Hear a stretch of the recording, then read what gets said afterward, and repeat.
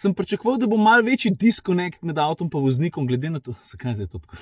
Vidiš, kako je nos na dol obrnen, koliko hudo, stari. Res mi dobro zgleda, samo če ne bilo tiste toče.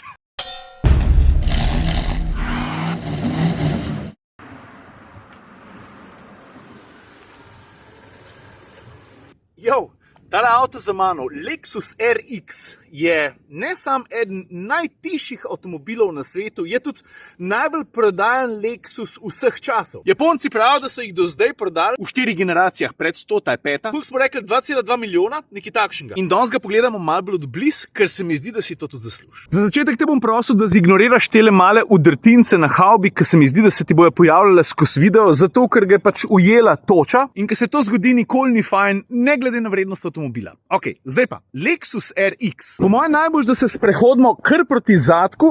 Opa, a vidiš tale F-Sport? Kdor znamko malo bolj spozna, dobro ve, da je tudi tista športna oprema, ker poudarek daje tudi vozni dinamiki. Sicer sem ti hotel pokazati, pa poglej, kaj tukaj piše. RX 500H, pa ne samo toliko, kaj piše tukaj spodaj. Direkt 4. Gre za 4-kolesen pogon, ki zelo spretno prenaša ves navor na vsa 4 kolesa posebej, seveda glede na to, kaj sploh nucaš. Mi gre, če se prav spomnim, ta prvi Lexus, ki je ta pogon pripeljal v serijsko proizvodnjo, je bil RZ, a drži. To je tisti malo manjši, bolj kupejevsko navdahnen križanc, ki je povsem električen, poznaš? Pa zakaj sem ti najprej pokazal značko? Ker je RX 500H najbolj zmogljiv RX, ki ga sploh lahko kupiš. Pa dajmo za foro enkrat začeti s ceno. Prav, tale avto v osnovi stane 105, 106, nekaj tazga. Najdražji RX, vstopnica v svet RX-a se drugače začne že veliko nižji. In tale je seveda oplemeniten z opremo F-Sport, ker se mu pozna že tukaj spredaj pri odbijaču. Vidiš, kako je agresivno nastavljen. In ker smo že pri pogonski agresiji, ne, od 0 do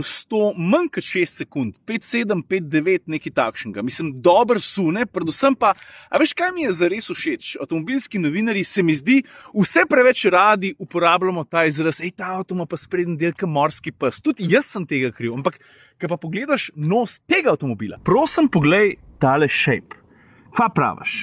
A je tak mal, ten morski pes. Pa če smo se že osredotočili na ceno, pa na konje, dajmo ostati pri pogonskem sklopu. To se pravi, jasno, RX je hibrid, kaj pa drugega. Pod pokrovom motorja imamo bencinere, 2,4 litra prostornine. Skupna sistemska moč, pa ne pozab, tukaj na zadnji osi ima en razmeroma velik elektromotor, ki mu zagotavlja seveda tudi 4-kolesen pogon, je 371 konjev. O odzivnosti hibridnega sistema sploh ne bom zgubljal besed, tukaj sem ogromen povedal že v preteklih vlogih. Pa ne samo, ker sem testiral Lexus, seveda tudi Toyota, gre za sorodne sisteme, ki so si zelo podobni po nekaterih karakteristikah. Pa prav bi bilo, da lučke pržgem, počakaj malo. Jaz zmeri post bez lampa, hočem vse naenkrat, pa vse prehiti. Power on. Vidiš, kako je šel volan ven, pa sedež se je sem pomaknil, da voznik lažje gre ven oziroma noter. Kje smo zdaj z lučkami? Pink. Aha, kaj pa to? En tak mal razparceliran začetek, predvsej atraktivno zgleda, ki se pol vije čez celoten zadek. Fajn. Mimogrede, to je trik, ki ga uporabljajo ne samo drugi Lexusi, tudi veliko avtomobilskih proizvajalcev se gre zdaj to foro, ne, da ima luč kar čez cel zadek. Jaz se spomnim, stari, ko se je začela ta led norija 100 let nazaj. Kdaj je bilo 2,7, a kdaj je prišel Audi A5, ki je mu prvo tiste 2 ledice v sprednjih žarometih, pa smo bili vsi samo what? Danes pa led furajo vsi, ne samo zadnji, seveda tudi spredi, vključno z RX-om. Čakam, da veter neha pihati. Pa še eno stvar bi povedal, pa še 2 stavka glede Sam še stavka ali pa 2 o razporejanju navora, ki se mi zdi, da to počne res zelo pametno pa precizno. Veš, tako je prilagodljiv, da ti vstopaš v ovink, večino navora, on ve, da ga mora prenesti na sprednji del, da ti malo loviš, čutiš avto, da loviš stabilnost, ampak polka pa zapuščaš ovink. Ne pozab, elektromotor na zadnji osi je 100 kW, vsega navora je za 645 Nm, kar je precej velik in takrat, ko ti zapuščaš ovink, čutiš, kako se navor sprosti tudi na zadnji osi in te pritisne iz ovinka ven. Fajn pa pamet.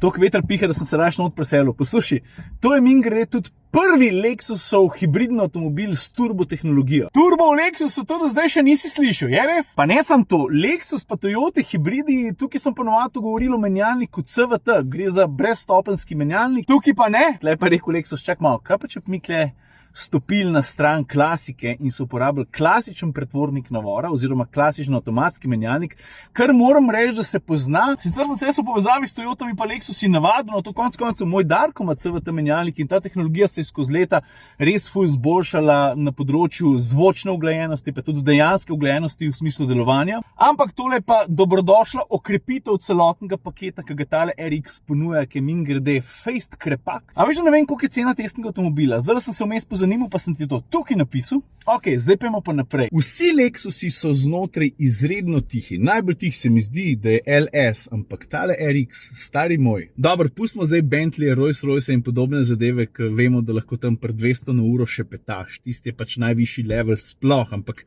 pri teh ostalih luksuznih avtomobilih, ki pa se dejansko vozijo tudi po naših cestah, pa marsikaj lahko vidiš na ulici, ne. Tukaj je pa ta kar prvrh, dejansko zelo uglajen kokpit. Glede na to, da sedimo v Lexusu, moram priznati, da je oblikovno razmeroma, ali pa dajmo reči kar precej umirjen v primerjavi s tem, kaj znamo v teh kokpitih vse srečati. Oblikovni navdih sicer črpa od mlajših bratov in kar vidim, mi je všeč. Druge barve kot črne in sive tukaj ne boš najdel, gre za precej eleganten pristop s tole Alcantaro na zgornjem delu vrat, feeling je res krasen. Mimogrede, Mark Levinson ozvočenje, a to ima še kakšna druga znamka?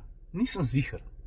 Pa tale F-Sport je tudi seksi, a ne? Sedeži mimogrede so res izredno udobni, tudi tukaj na njih ob strani najdeš Alcantaro, vidiš? Vse skupaj je pa osredotočeno okrog voznika, poglej, tudi zaslon je nagnjen v njegovo smer, vmesnik že dobro poznamo, prav veliko pritožb nimam, tudi zato, ker Lexus še vedno ponuja klasična stikala, vsaj za nastavljanje temperature klimatske naprave, tako se dela. In zdaj, ko smo že pri kokpitu, ki je, mislim, pohvaliti ga moramo praktično v vseh pogledih. Tudi ergonomsko, moram reči, da glede na to, koliko opravka sem imel s samim vmesnikom, so vse funkcije precej dobro, lično in čitljivo razdelane.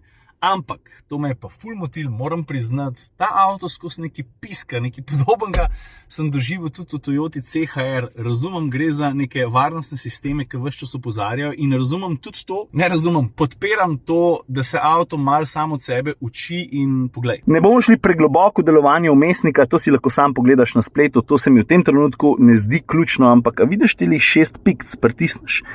In tukaj imaš na voljo ene vrste bližnjice, poglej, kaj tukaj piše frequently used, lane departure alert system, pa road sign assist, to jaz ponovadi kar izklopim, pa vozni programi in tako naprej. Vozim po pravilih, sem pa tja, pa za kakšen kilometrček vsem prekoračam hitrost in vsakeč, ko se to zgodi, piska. Pa ne sem to, tudi sistem, ki pasna voznika in sicer vse te sistemi so super, ne? Ampak ta je pa ekstra previden, namreč, ko ti voziš ta avto in se vmes malo pogovarjaš s sovoznikom ali pa še kaj pogledaš, ko gre mimo avta kakšna zanimiva bajta ali pa tako, veš, da vidiš, kako hitro se trava premika. Hočem reči, da te avto takoj opozori, uči na cesto. Pri drugih znamkah so te časi, kdaj te opozori, malo drugače zračunani, tukaj je pa pol včasih malo moteče. Pa moraš pa brskati po menijih, pa te stvari izklapljati, malo je annoying. To je pa v bistvu edina stvar, ki me je pri tem Lexusu motila. Kako se pele? Lej, proba biti tudi malo šport. No in tukaj sem v RX-a priložnost zapeljati tudi med stožci in moram reči, da glede na maso jedel sem kosil, pa sem malo rigel. Glede na maso avtomobila, glede na dolgo medosno razdaljo, se mi zdi presenetljivo gibek, ni ekstremno športen, ker seveda ne pozab, ta prva stvar, ki jo ta avto mora absolutno ponuditi, ker je to del njegovega DNA, je udobje in to dela krasno, s tišino kabine, z vzmetenjem, s tem, kako je tudi volan, moram pohvaliti, sem pričakoval, da bo malo večji disconnect med avtom pa voznikom, glede na to, zakaj je to tako. Dobro se pele, to sem hotel reči. Pa tudi se mi zdi, da nisem šel zdaj gledati tehničnih podatkov. Zelo primeren se mi zdi tudi obračalen krog. Pa še ena fora, ki jo zdaj gledam, mi je všeč na zadnjih in sprednjih vratih, način odpiranja, ki je malo nenavaden, ampak narave že rocket scientist, ne, ga hitro posvojiš, pricam. Ni unih klasičnih kluk oziroma tistih klasičnih vzvodov, s katerim to narediš, ampak je samo en takle. Poglej to, prst lepo gor paše, pritisneš in jih odpreš. Evo, poglej, pritisneš.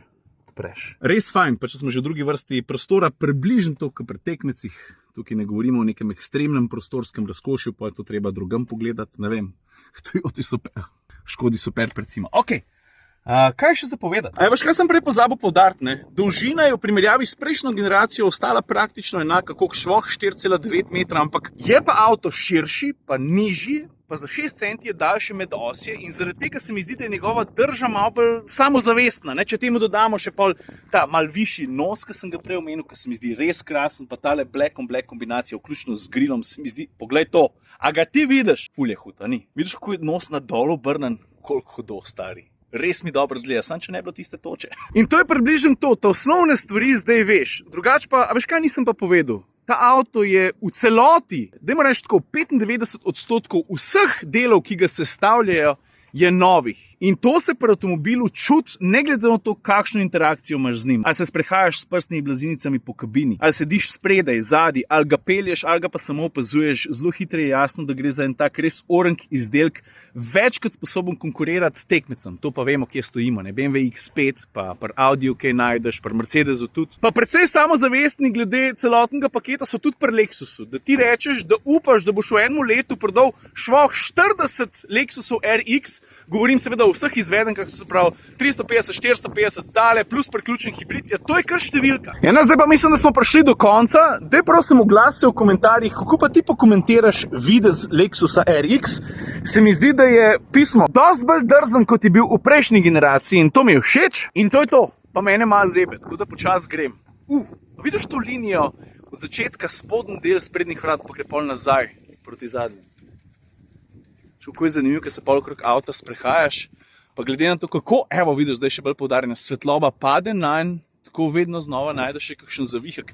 To ni značilnost samo Lexusu, ne vseh drugih avtomobilov. Včasih si moraš cajt vzeti, se sprehoditi, najboljše je pa, če avto sam pereš. Takrat, ko greš s prsti čez pločevino, najdeš vse tiste gubice, zavihke, ki avte lahko delajo zelo posebne ali pa zelo dolgočasne, ponavadi ne. Kaj bi me še zanimalo videti? Kakšno drugo barvno izvedenko? Ok, zdaj sem pa že šel predaleč. Mogoče pa kakšnega na cest videl, pa pol videl, kako to zgleda. Tale black on black, tako kot moj Darko, je tudi kar orank. Nič, to je to, folk. Lepo se mejte. Ajde, čau.